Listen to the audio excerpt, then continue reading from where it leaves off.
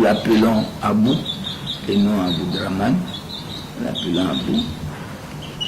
C'est quelqu'un en tout cas qui a toujours été combatif.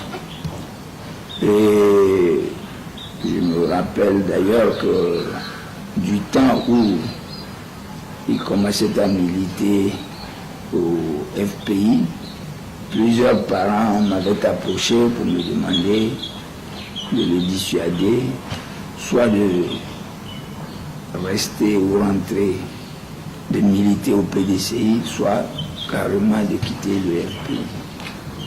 Mais j'avoue que ce sont des propos qu'il avait très mal tenus parce que c'est un homme de conviction, un homme qui a toujours voulu ce qu'il voulait, un homme rigoureux.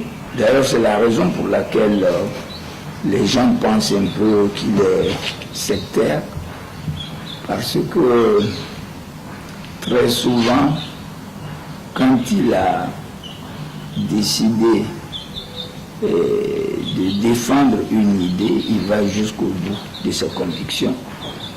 Naturellement, ça peut choquer, comme ça peut satisfaire ses amis, mais ce n'est pas un homme qui peut changer du jour au lendemain. D'ailleurs, je me rappelle que lorsqu'ils avaient été arrêtés et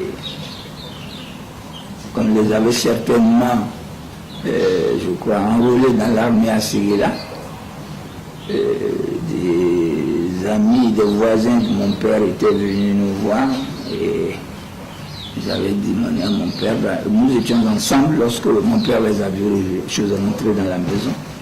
C'était un grand groupe de voisins. Et comme ça se fait selon la tradition africaine, ils venaient souhaiter beaucoup de courage à mon père, à notre père. Et comme on dit chez nous, ils venaient lui dire il faut. Chez les Akans, on dirait plutôt Yakou.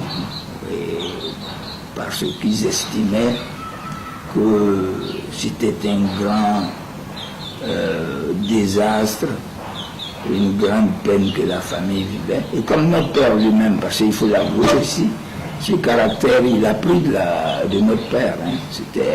Notre père a toujours été quelqu'un qu'on pourrait considérer comme étant un résistant. À l'époque même, certains le considéraient pour un rebelle, parce que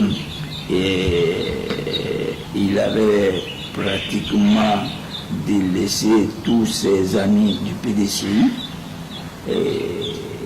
parce qu'ils n'étaient plus d'accord avec eux sur leur ligne de conduite. Alors donc, quand c'est... Mais je précise, c'est une parenthèse qui serait bon aussi d'indiquer. Notre père lui-même a été aussi un grand acteur politique. Et ça, les archives du PDCI peuvent en témoigner.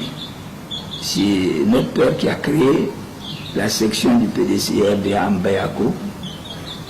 Alors, malheureusement, concernant la date, je suis un peu dubitatif en la matière. Mais ce qui est sûr, c'est que c'est notre père qui a créé la section du PDCI à Mbayako.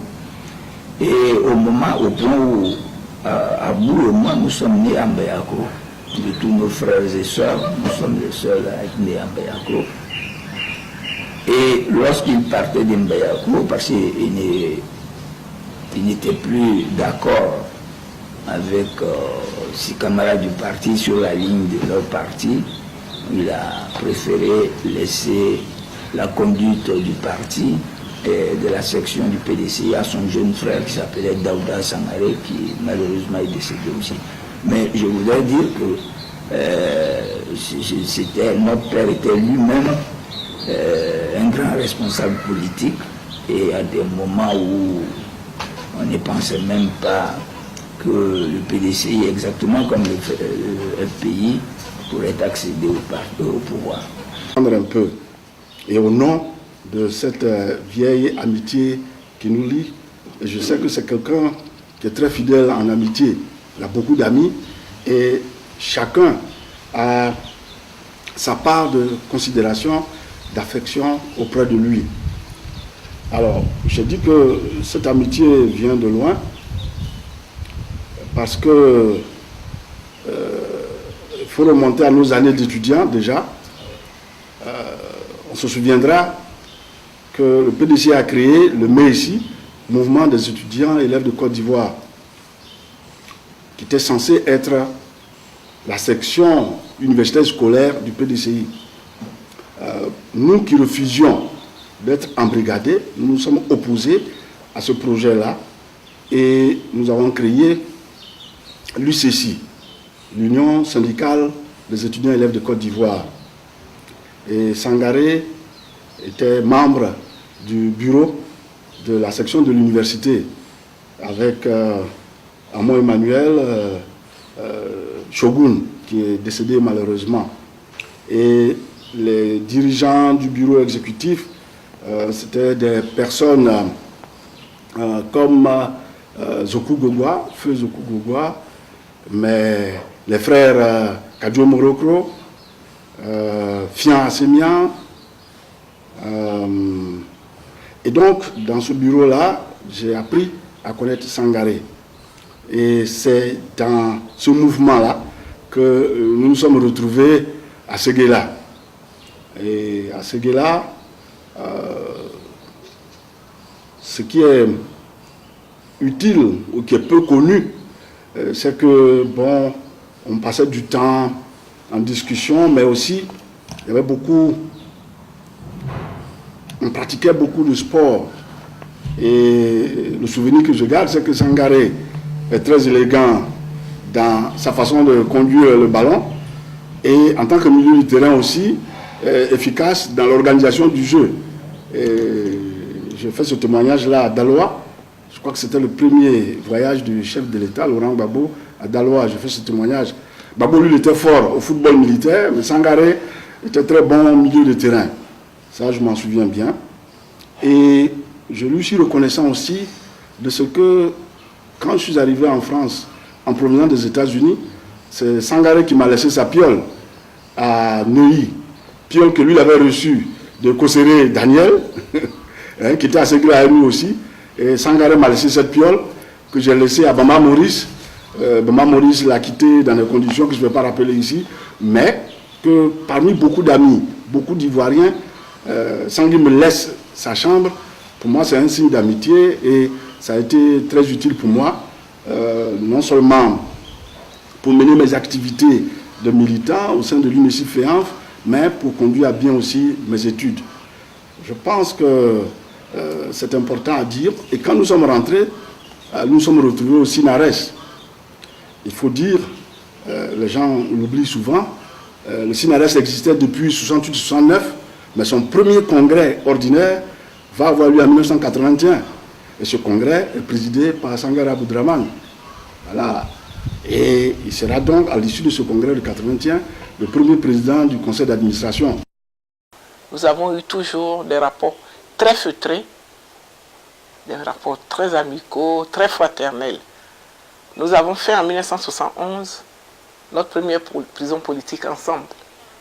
En 1971, nous étions des jeunes filles, nous étions 6 ou 7 jeunes filles et ils étaient une centaine de jeunes étudiants. Et depuis, je le connais comme militant de la gauche, comme militant pour la liberté, comme militant pour la démocratie. Et quand le grand frère, quand le chef a été de retour en 1988, le 13 septembre 1988 de son exil, on s'est tous retrouvés autour de lui pour la création du parti. Lors de la création clandestine du congrès constitutif clandestin du Front populaire ivoirien, Sangaré, on était avec Sangaré, nous étions avec Père Sonam Feu Bogadoudou, la direction de ce congrès-là. Sangaré était là. Il a toujours été là quand il s'est agi de la liberté, quand il s'est agi du FPI, quand il s'est agi de se battre en tout cas. Donc, l'image que je retiens de cet homme-là, c'est il y a deux images qui me tombent dans l'esprit quand j'évoque Sangaré. La première image, c'est la fidélité à son idéal de liberté. 1971, ça fait quand même aujourd'hui 45 ans qu'on se connaît. Et je ne l'ai jamais vu tanguer à gauche ni à droite. Il est fidèle à cet idéal de liberté. Mais il n'est pas fidèle qu'à son idéal, il est fidèle à son amitié. Il a toujours témoigné au chef une amitié jamais démentie. Jamais démentie. Pour la petite anecdote, en 1992, quand le chef a été arrêté, par qui vous savez, ceux qui se disent au pouvoir aujourd'hui, le 18 février, nous les éléments du SPI qui avons pu échapper à leur courroux, Sangaré nous a rassemblés pour que nous continuions la lutte. Et nous nous réunissions dans le bureau du chef pour pouvoir véhiculer les mots d'ordre à la base et tout ça. Sangaré n'a jamais accepté de s'asseoir dans le fauteuil du chef. Il dit c'est la place de son ami le chef. Il dit c'est la place du chef. C'est-à-dire, pour lui s'asseoir dans le fauteuil du chef, c'est comme si il trahissait, n'est-ce pas, l'image du chef. Le chef est le chef, même en prison, il est présent là. Ça m'avait fortement marqué.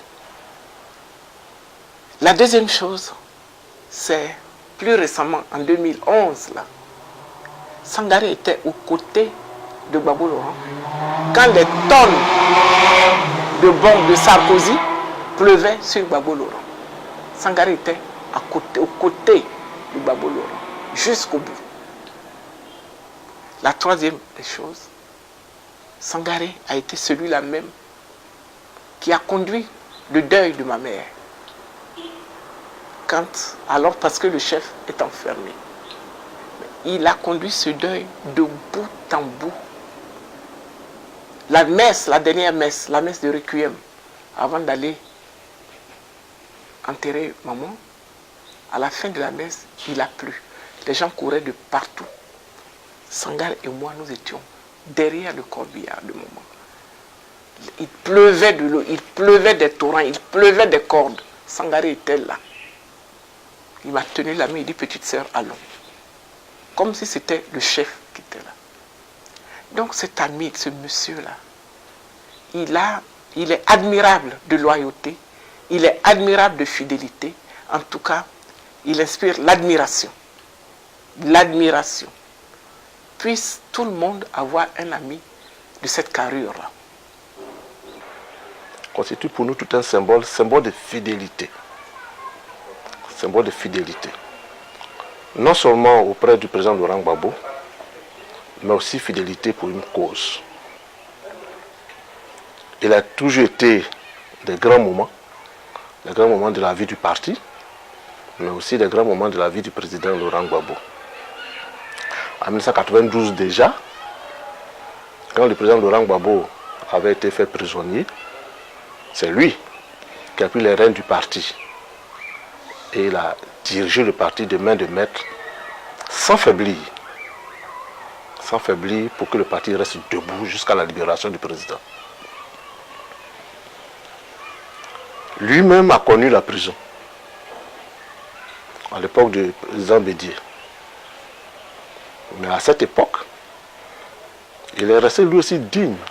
En prison, il a pu nous dire que l'essentiel c'était nous qui étions dehors, qui devions nous battre pour que la démocratie soit une réalité dans notre pays. Ce n'est pas un homme qui pleurniche sur les problèmes. Au contraire, il regarde toujours devant et il se bat pour le renouveau. Aujourd'hui, au moment où les bombes pleuvaient sur la résidence du président Gbagbo, où nous tous, nous qui nous réclamions les fidèles du président Gbagbo, chacun se cherchait à se mettre à l'abri. Lui, Sangaré, il a pris ses affaires pour aller vivre avec son ami. Campagne présidentielle de 1990 et j'animais l'équipe de campagne radio du candidat Laurent Gbagbo. Et Sangaré faisait partie des personnalités qui ont été désignées par la direction du FPI pour animer cette campagne-là. Eux, ils déclinaient la politique de refondation de Laurent Gbagbo. Oui, à travers le projet de société et le programme de gouvernement du candidat Gbagbo. Sangaré nous avait séduit au point que quelquefois, on oubliait même de continuer à lui poser des questions, de continuer à exploiter notre questionnaire, tellement il nous séduisait. Bref, on a bien fait les choses avec lui, il nous a laissé une grosse impression. Et puis après, un jour, comme j'étais l'animateur principal des meetings, des méga meetings de Laurent Gbagbo, j'ai animé un des meetings de Gbagbo au Champrou. Et après le meeting, évidemment le public m'applaudissait beaucoup, mais contre toute attente, je reçois un mot de la part d'un membre de la direction du parti, et le mot disait ceci: Paul Dupuis, continue, tu as un grand avenir dans ton métier et au niveau politique. C'était un mot signé Sangaré Aboudraman. Lorsque j'en parlais aux gens, je dis: ah, toi Sangaré, tu as écrit, vraiment tu vas réussir dans le parti. Et puis on riait comme ça. Moi j'ai l'honneur de l'avoir comme enseignant à l'université, et je peux témoigner qu'il a un sens de l'honneur très élevé, une intégrité à toute épreuve. Et cette intégrité morale lui a permis, ses valeurs lui ont permis de passer par des épreuves incroyables. Je préfère ne même pas en revenir là-dessus, mais que très peu de personnes auraient pu supporter. Mais au-dessus de tout, c'est le sens de l'amitié. Le président Sangaré et le président Laurent Gbagbo nous donnent le sens profond de l'amitié, qui repose sur la fidélité et la confiance.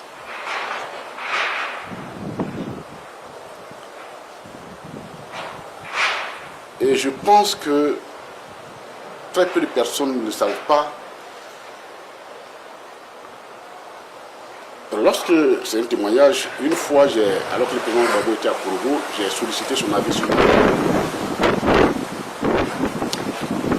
par une personne qui était avec moi, et il m'a dit: va voir, dit de parler à Sangaré, qui était encore en prison à Katoula, et ce qu'il te dira, c'est exactement ce que je pense. Effectivement, les confidences, du moins les propos que le président Gbagbo avait tenus à cette personne, quand j'ai interrogé le président Sangaré, il m'a transcrit comme si il s'était entendu. Il m'a dit exactement la même chose. À la limite, même mot par mot, mot à mot. J'ai compris à quel point l'amitié sincère peut arriver à une certaine complicité. On n'a pas besoin d'être présent pour comprendre la volonté de l'autre. C'est pourquoi pour nous, quand Sangaré nous dit au sein de notre parti, allons dans ce sens, on n'a même pas besoin de chercher à savoir ce que Gbagbo dit. Pour ceux qui connaissent le parti et qui connaissent les deux personnes. C'est cette amitié-là qui lui a valu de subir toutes sortes d'atrocités dans sa vie. Il a quitté sciemment sa maison, lui et sa maman, pour aller rester à côté du président Laurent Gbagbo. Parce que là où un ami est dans les difficultés, il fallait qu'il soit avec lui. Il a quitté sa résidence pour venir rester, et on les a bombardés tous ensemble dans la maison. C'est une amitié qu'on trouve rarement entre les hommes. Dans un monde où perverti par la corruption et les intérêts immédiats des uns des autres, ces gens d'amitié-là méritent d'être connus et même célébrés comme symbole des relations telles que la fortune, Dieu, la nature a voulu qu'elles existent entre les personnes.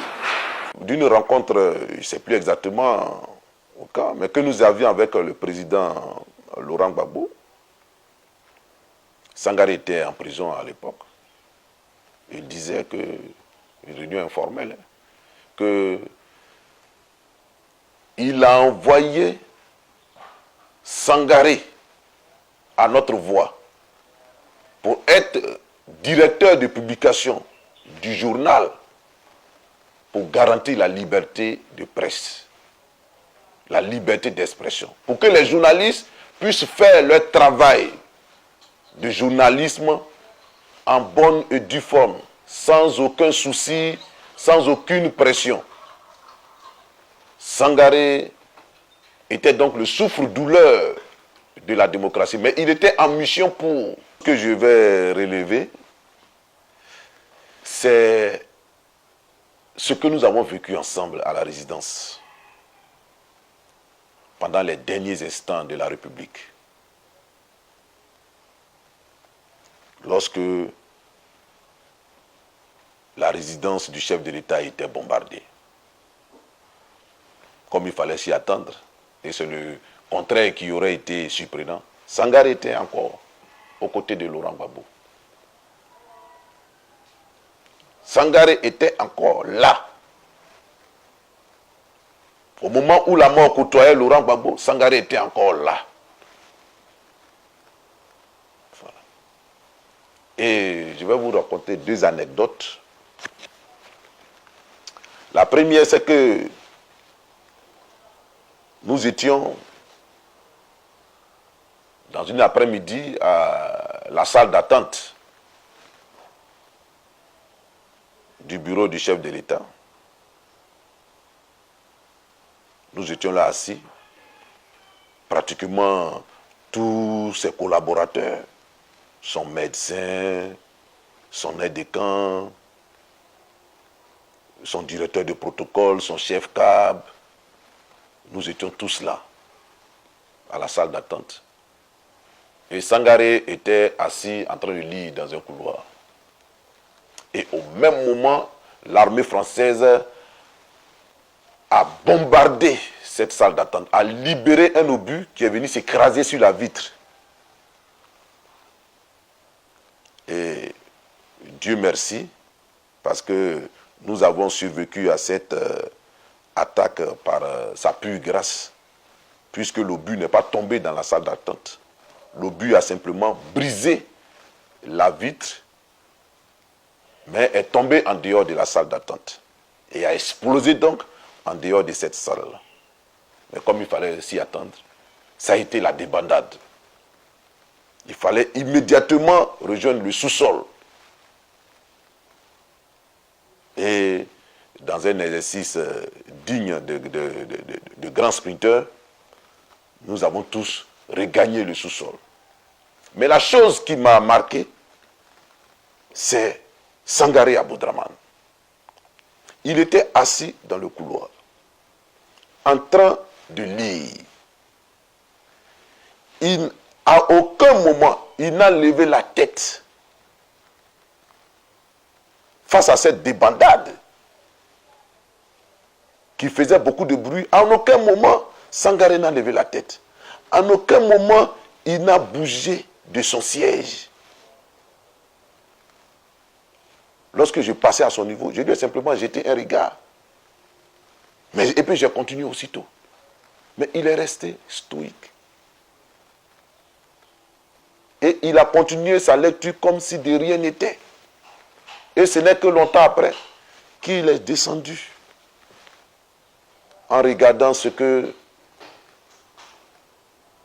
a été Sangaré dans cette résidence, en regardant ce qu'a été Laurent Gbagbo dans cette résidence. Aujourd'hui, nous sommes armés à aller jusqu'au bout de cet exil que nous traversons. Cessons nos convictions face aux incertitudes de la vie. Parce que vous comprenez qu'avec l'âge que nous avons aujourd'hui et les responsabilités familiales et autres, si vous n'avez pas de la conviction, si vous n'avez pas un sens de devoir et de responsabilité, vous pouvez chanceler. Vous pouvez capituler. Mais en pensant à ce qu'a été Sangaré, en pensant à la résistance de Gbagbo, nous sommes armés à aller jusqu'au bout. Et ça, c'est vraiment quelque chose d'important. Et la grande chance de Laurent Gbagbo, dans cette traversée du désert, c'est Sangaré. La grande chance de Laurent Gbagbo, c'est Sangaré. Et il a vraiment de la chance d'avoir un collaborateur comme Sangaré Aboudraman. Un homme fidèle, un homme loyal, un homme intègre, un homme respectueux, un homme dynamique. Et dans la vie, chacun devrait pouvoir avoir son Sangaré. Chacun devrait pouvoir avoir son Sangaré dans la vie. Cela est beaucoup plus vrai en politique. Chacun doit pouvoir avoir son Sangaré. Quelqu'un sur lequel il peut s'appuyer. Quelqu'un sur lequel il peut reposer tranquillement en ne se faisant pas de soucis. Chacun de nous peut aussi dire, si Sangaré tient, je tiens. Si X tient, je tiens. Mais aujourd'hui, combien sont ceux qui sont fidèles? Combien sont ceux qui sont loyaux? Combien sont ceux qui sont sincères? Combien sont ceux qui sont intègres? Merci au président Sangaré pour ses leçons de vie. Merci au président Sangaré pour ses leçons de détermination. Merci au président Sangaré pour ses qualités et qui nous, jeunes, nous font espérer qu'il ne faut pas désespérer de la Côte d'Ivoire parce qu'il y a des personnes comme Sangaré